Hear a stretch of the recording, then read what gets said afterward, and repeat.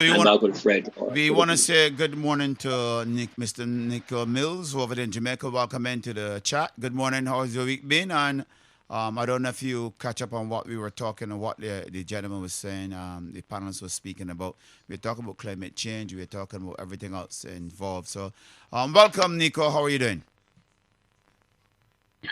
Good morning, Chigadi, and good morning to the gentlemen on the panel. I am doing great. Great, My week fantastic. has been good. I had a good week and a good weekend. Went to the movies last night. Traffic was a bit horrible as usual, but nothing too difficult. I was listening in on the conversation, and you know, I think that it is important for the listeners to um, understand that there is a certain kind of responsibility that is now placed on all of us, because what is being discussed may seem unpalatable. And it's kind of like when I first started drinking coffee, I hated the taste. I'm like, how do people drink this thing? But it's an acquired taste. It's something that you have to get used to. You're not gonna just have coffee for the first time and go, yeah, I love it. And so what we're talking about, it simply means that you, in order to find it digestible, palatable, believable, you have to do some digging yourself. You have to look at the documents that we're asking you to look at. You have to go to the websites that we're inviting you to go and look at. And you have to be able to read between the lines, because these people are not stupid. They have mastered the art of communication, and they know how to put forward their diabolical plans in such a way that they can get consensus. And I want to explain how that is achieved using one method. And I'm not sure if Alden has heard about Hegelian dialectic. Right? So a dialectic is basically a systematic reasoning, explanation, or argument that looks at opposing ideas or conflicting views and typically tries to settle their disagreements in an effort to discover the truth. And this was coined some 200 years ago by a German philosopher, George William Friedrich Hegel. And it is what we know in the modern era call groupthink. So you may have heard the term groupthink, right? So here is how it works, right? Group will come together, and it is already agreed that everyone in that group will eventually give up their individual opinion on any given issue in favor of the group's will, or quote unquote consensus, after getting the consensus. But this is engaging in what I call the charade of consultation. We're not really interested in what you have to say. We're not really interested in your opinion, but we are engaging in this pseudo dialogue. We're keeping up this charade, right? So that when you arrive at the conclusion that we have predetermined, then you will be somehow a part of the process. So the assumption in the Christian context is that the quote unquote will of God is determined by the group's will. And the person who's in charge of the group now would mediate between both sides, whether they be good and bad, for or against, Republican, Democrat, liberal or conservative. Because if you notice in society, there are always sides, JLP, PNP, this or that. It's always two sides fighting against each other. And then you have this middleman who is trying to mediate and having people arrive at a consensus, but the consensus is predetermined by the mediator, and the discussion or the conflict that arises sometimes encouraged, sometimes manufactured by the mediator. You may have heard of problem reaction solution. That is also another way of referencing the Hegelian dialectic. Now, if more discussion or compromise is required, then they try to egg that on to drag out the process, because if they have not reached the conclusion that they want. So let me tie it. So we created a virus and we call it SARS-CoV-2, and we say, oh, it causes a disease that can kill you, and it's called COVID-19. People become panicked, looking to the person who created the problem in the first place for a solution. What must we do? You need to help us. You need to find a remedy for this solution, for this problem. And the person, the perpetrator, step forward and say, oh, I think I have a solution for this problem. We have a vaccine that can stop this thing dead in its tracks, and everyone needs to get it. You give the vaccine, but then you realize that, well, not everyone is taking it, because the objective here is every single human being on the planet needs to get this thing in their arm, right? So we're going to manufacture now another problem, because we want, the end result is that everyone must get this thing. And that is why we keep warning people that another pandemic is on the horizon, because there have been significant portions of populations in the Caribbean, especially on the continent of Africa, that have not taken this thing. And so they're going to manufacture another crisis. They attempted to do so with the monkeypox virus, but it just never took off. People just never took monkeypox seriously for whatever reason, and so they are trying now to manufacture something else. There is a real agenda afoot. You may have heard of the New World Order, and that is no longer being used. They are no longer using the New World Order because they recognize that a lot of people have already heard about it and have decided that this is not a good thing. So they are not going to tell you that, oh, we're trying to bring about this new world order, because you're going to be like, I'm not up for that. This is some mark of the beast bullshit, and I don't want to have anything to do with it. So what they are going to do now is to say, oh, well, we are trying to make a better world for everybody. We're trying to include everyone. We want everyone to prosper and flourish and do well, and you'll hear about this fourth industrial revolution, right, that they're talking about, because come 2030, we will have advanced in technological development to the extent that AI, artificial intelligence, will play a greater role in economies worldwide. And we're looking at the information economy as well, where information is now currency. And when everything becomes digital, then it simply means that those countries with the ability to, capture information at an alarming rate, store information, and have all this information on everybody, will be or will emerge as the global leaders. And one of the persons who spoke about that is I can't pronounce this dude. He's a Jewish dude. Yoval Noah Orari. I may have butchered his name, but something like that, right? And so when you hear these people speak, you recognize that the future that they are envisioning is one without human beings.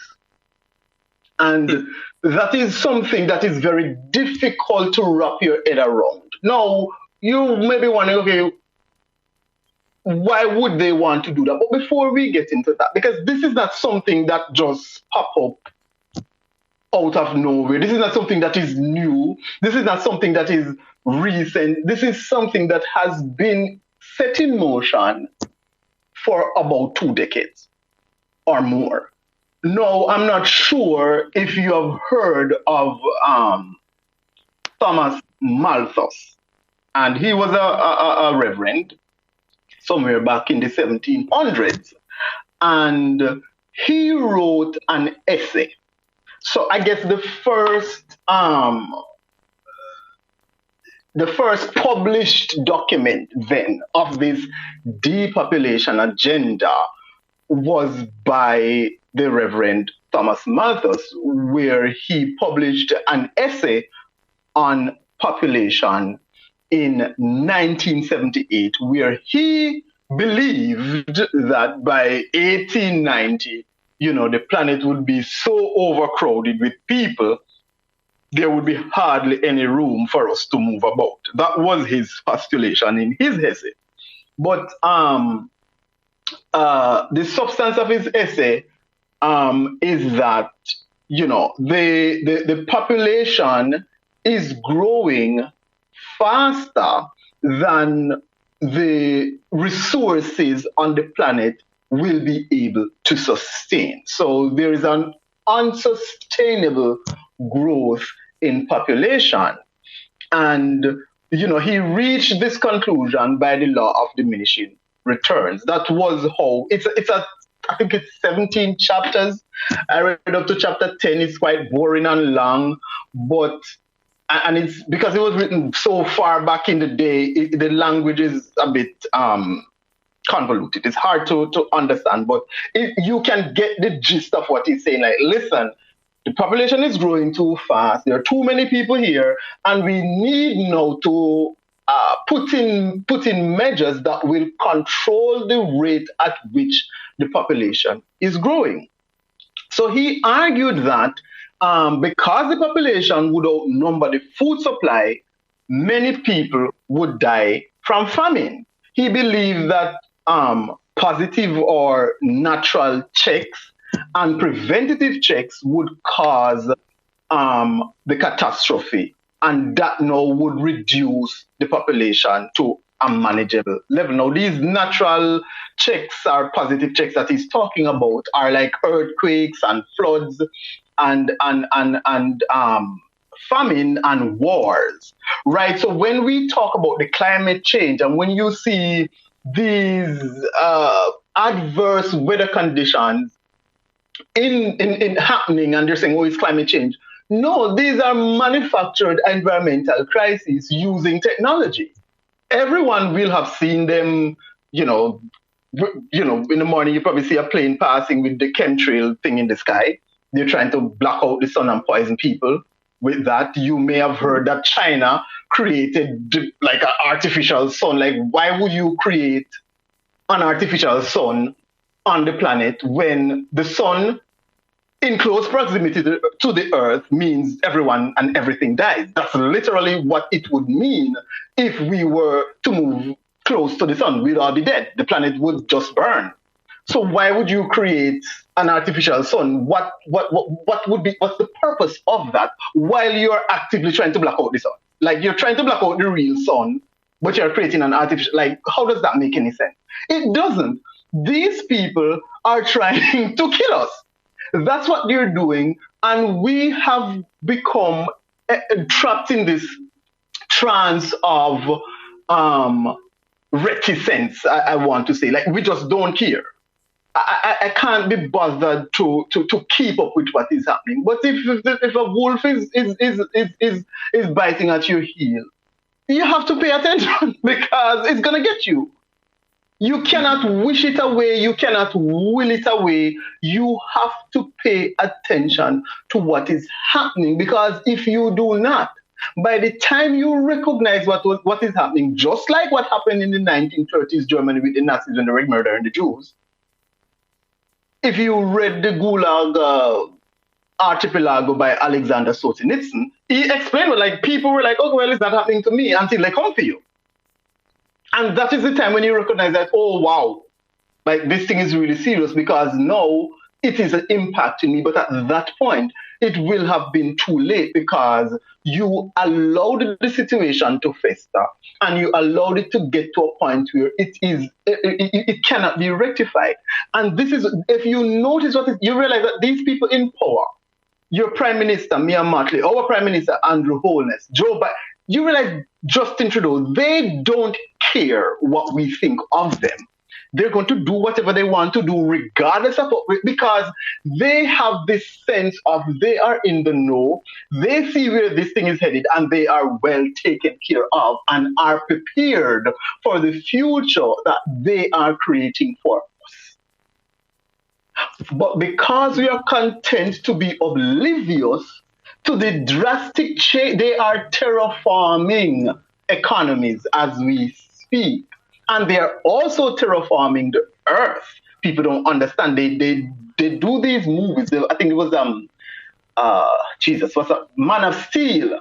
When General Zod came to Earth with this world-changing device, and he said that he will build a new Krypton on the bones of humans, and they were terraforming the atmosphere and everything. That's what you're doing right now. They're doing that right now with the chemtrails and HARP and CERN and all these things that they're doing that we're not paying attention to. Because they said, and these are the words of Yuval Harari, that scientist out of Israel, right? He said, it is very likely that within, say, 50 years, people will literally be part of a network. All the bodies, all the brains would be connected together to a network, and you won't be able to survive if you're disconnected from the net, because your own body parts, your own immune system, perhaps depends on being constantly connected to the colony, to the network. The new powers that we are gaining now, especially the powers of biotechnology and artificial intelligence, are really going to transform us into gods. And I don't mean this as a kind of literary metaphor. I mean it in a literal sense, that humans are acquiring divine abilities, especially the ability to create and to design life. They will become gods.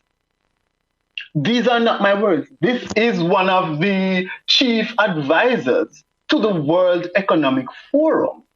And he's saying, listen, your concept of God and what you believe, like, we don't care about what you believe and your God or whatever, because we will become gods. We are shaping, we are creating our own reality. We are creating the future that we want. And in that future, there are no human beings, because they are intending, because you hear about the metaverse.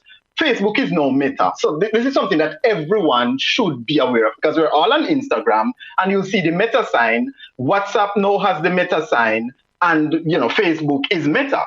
What is meta? Meta is meta for the metaverse. And you're creating this fake world in which you will project your consciousness and live as whatever you want. And then they are saying, not everybody will be able to upgrade themselves, and not everybody will have access to or have control over the new big data algorithms. Of 8 billion people in the world, the vast majority will stay just ordinary Homo sapiens, and they are likely to lose their economic value, their political power, their control over their lives. And we are likely to see an extremely unequal society in which a very small elite, either of upgraded humans or of those humans who own the master algorithms, like the Google algorithm or the Facebook algorithm. And so the question now becomes, what do you do with all these useless human beings that have literally nothing to do? Because our lives, we have been cultured to work. That is how we create meaning in our life. You get up and you go to work. And if you're not working, you're depressed and you're sad and you're this and you're that. You can't find ways of occupying your own existence and making it meaningful. Work is what does it for you. So when you take that away from everybody, it's not just, a sector, fine, let's just say the agricultural sector is gone. because we have machines, doing the crop and the husbandry and everything. It's everybody gone. No, there's just no job anywhere. What do you do with all the people that's left? No, obviously, the few know that they cannot control the many. So we're going to embark on this progression of getting rid of them systematically in chunks, leading up to that point where we have reached that point where, we are now AI gods or whatever, because if you are not a human being anymore, you don't have any need for this stuff that, food and this, like you don't have any need for that. And it sounds unrealistic, but I don't know if anyone has read the Biodigital Convergence by Policy Horizon Canada, but they lay it out in that. When we talk about depopulation, we did not come up with that term. I'm not sure if people are aware that in 1975, Henry Kissinger, who was the national security advisor to Jimmy Carter, I believe. I think it was Jimmy Carter. I may be wrong, but one of the US presidents, right? Wrote a memo in which he said that overpopulation was the greatest threat to the national security of the United States of America. This is a policy document that is written by an advisor to the president of the most powerful country on the entire planet. And his belief at the time and up to this day, because that is where the eugenics movement came from, the Planned Parenthood, this whole about these abortion clinics where people running up and down saying women have a right to bodily autonomy and you have a right to kill your pitney. This is why they came up with that, because birth control, abortion, disease, contraception, war are methods of reducing or controlling the population. So when you hear of the 1918 Spanish flu, which began in the United States of America in a military complex, where they were giving the soldiers flu injections. But I am sure probably everyone who is listening right now wasn't even aware of that. And it wasn't a virus either. It was bacterial infection. And it was deliberately injected in those soldiers. And they went to war, spread the thing to the others. And I do not believe that 100 million people died. That number has largely been exaggerated. But it was a biological weapon, not a natural anything that happened. And even, they did the research, I think it was 90 years after, and they found that, no, it really wasn't the virus that was killing anybody. There was no virus killing anybody.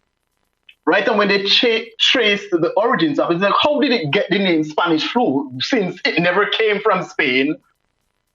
Or like, why was it called Spanish flu? Because this is what they have been doing every single time. They create the problem, they foment fear, and the people react to it, and the people ask for a solution, and they come with their predetermined solution for you. The swine flu epidemic was the same thing. They manufactured it, and they gave the injection that killed a lot of people and maimed a lot of them. The Tuskegee experiment, you could go on and on and on and on and on. Agent Orange in Vietnam by, I think it is Monsanto, right? They've been killing people in broad daylight, in full view of everyone. And we're all, well, I want to say we because I haven't been, but most people have been oblivious to it. And then when you talk, the war in Ukraine, there's no real war in Ukraine. They're using that to cripple oil and gas and agriculture. That's literally what they're doing. And you hear the recent, the new prime minister, what's his name? Rishi Sunak or whatever, that Indian dude, talking about, central bank digital currency, and it's like money. I listened, I think it was a 2-minute or 3-minute clip, and I'm like, oh my God, I just could not, because the dude was just lying through his teeth. Central bank digital currency is not like money. It's not money. It's not like money. It is a digital liability. And this is one of the tools that they're going to use to bring in this new world order, which they're not going to be calling no new world order. They're just going to say the fourth industrial revolution or the great reset or sustainable development or this foolishness with this LGBT, whatever, what should I call it? Trans rights, yes, trans rights and a comprehensive sexual education, abortion rights, what about the war on misinformation or whatever they want to call. All these things are toolkits on the road to a one world government in which at the very least, 95% of people on this planet will be dead. What is happening right now is that a lot of people are sick. I spoke to a friend of mine yesterday. I wanted to go to the movies with her. And she told me that her leg was swollen. She couldn't walk on it. Swollen. She, went to the doctor, did some tests, but she's home. And I warned her, when the whole COVID things, I'm like, do not, under any circumstances, take this vaccine. And unbeknownst to me, she did. Because she said, well, she has diabetes and this and that and blah, blah, blah, and she didn't want to catch COVID and die. And it's just, it's like, I'm like, you know me. You know that I'm not an idiot. You know that I would never tell you something that I believe. One, I don't have sufficient information on. Two, I don't fully understand. Three, that is going to put you in harm's way. So why did you not, at the very least, engage me in dialogue to understand my point of view before you make that decision? Because when you make a decision out of fear, a decision like that is irreversible. You cannot unvaccinate yourself. I know you're sick and you can't really talk to me about it because you know in the back of your mind that it's the goddamn vaccine doing it. And I don't know of a way, I don't know, because one, she had somebody who died too. There was a young man, I think 30 years old, dead in his sleep, heart attack, fully vaccinated. And, we don't know what happened. Everybody's baffled. And like, why you baffled? He took the vaccine. That's what killed him. So there's this kind of cognitive dissonance too that is happening when these people who you've been telling them, hey, don't take this thing, it's dangerous, and people take it and say them fine. And like, no, you're not fine. You're a ticking time bomb. If I plant a mine, if I plant some mines in a field, they're not going to go off by themselves. Somebody's got to step on one of them for it to blow up. If I pull the pin on a grenade, it's not going to explode immediately. There's a delay. You're a ticking time bomb. It's going to get you today, tomorrow, 3 years down the line, 5 years down the line, 10 years down the line. It's going to get you. Because that is the reality of the situation. What they have done is they have launched their depopulation agenda. And they have injected you with a delayed biological weapon that is going to kill you. And it is people are dropping, literally, people are dropping dead, even more so now frequently that they're talking about it in the UK Parliament. The politicians in the UK are in Parliament saying, listen, we need to pay it because the all-cause mortality or the excess mortality, whatever they want to call it, has gone through the roof. And no one is talking about it. And in spite of the media's, the media blackout on the harms caused by the vaccine, they cannot stop people from talking. Because you're going to tell your neighbor's going to tell a friend, and that friend is going to... So the news is so while the media is pretending as if it's not happening, people are talking about it among themselves. And we as politicians, I forgot which one of the member of parliament, the member of parliament said it. In order to maintain our credibility, we have to acknowledge this thing. We cannot pretend that it is not happening while continuing to tell people that it is safe and effective to get vaccinated. Because they're still doing that. I went to the movies yesterday, and this dude at the gate, the security was, I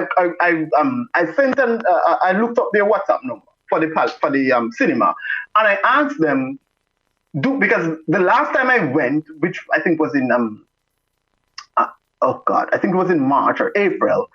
They were telling me that I can't go in there unless I wear a mask. I'm like, I'm not wearing no mask. Give me my money back, right? And I went home and I was so mad. So this time I'm like, okay, I don't want to go there, waste my time, traffic and everything. So I WhatsApp them and asked if mask was a requirement, and they say it's not mandatory, but it is recommended. So when I went home, the security was what he said, wear a mask for your own protection.